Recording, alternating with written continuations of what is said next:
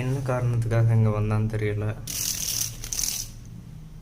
சாக போகிறோன்னு தெரிஞ்சு வந்துட்டானா, இல்லைன்னா நைட்டு எங்கே லைட் எரியுதுன்னு சொல்லிட்டு வந்தானான்னு தெரியல.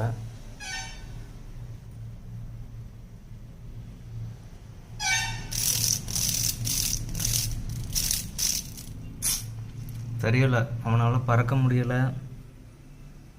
நல்ல அழகான ஒரு, என்னோடய பாஷையில் புட்டான்,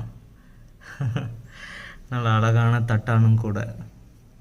நல்ல கலர்ஃபுல்லாக இருக்கான் பாருங்கள். பார்த்தீங்களா இறைவனோட படைப்பு எப்படி இருக்குன்ட்டு.